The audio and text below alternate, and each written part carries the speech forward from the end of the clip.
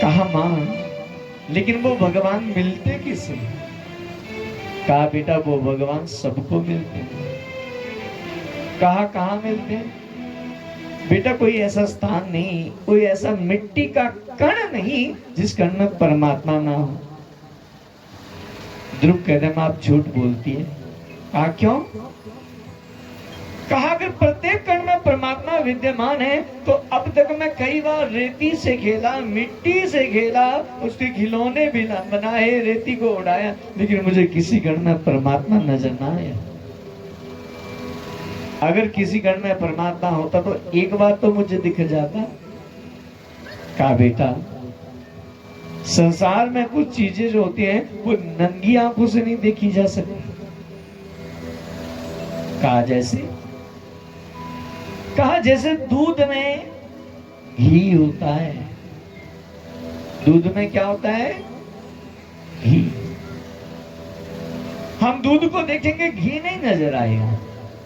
उस घी की प्राप्ति के लिए दूध को गर्म किया जाता है, उसको जमाया जाता है, उस दही का मंथन किया जाता है, फिर माखन निकलता है, माखन को गर्म किया जाता है, तब हमें घी एकदम स्पष्ट दिखता है। वो घी कहीं बाहर से नहीं आया, वो घी उस दूध से ही निकला है। बेटा जिस प्रकार दूध के कण कण में घी होता है, उसी प्रकार परमात्मा सृष्टि के कण कण में है। लेकिन उस प्रक्रिया को, उस विधि को, उस क्रम को जब तक हम करेंगे नहीं, वो परमात्मा हमें मिल नहीं पाएंगे। सूर्य अनेक फिरे कण मांगत, मेरा मत बारिशी चाहगा।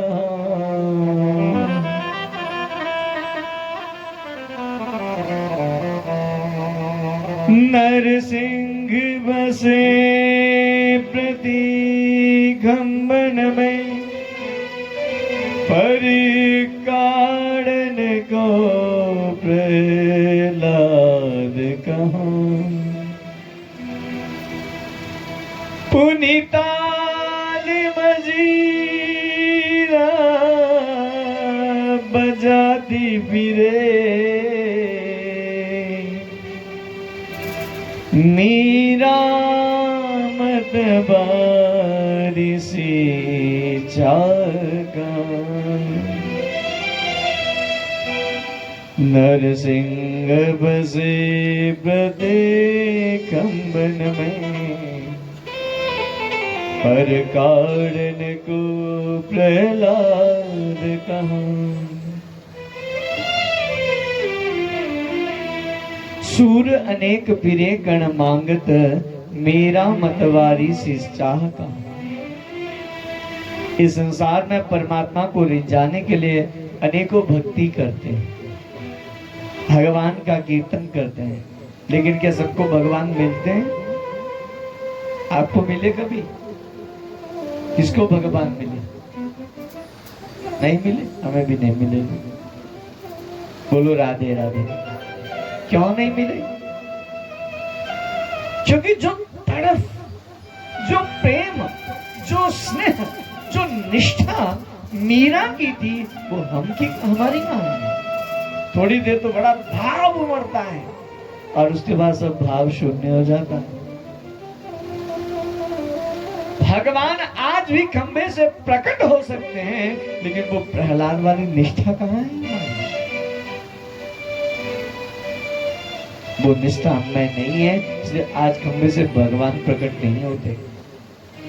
जहां भक्त की निष्ठा होती है सजनों, वहीं से परमात्मा का प्राकट्य हो जाता है।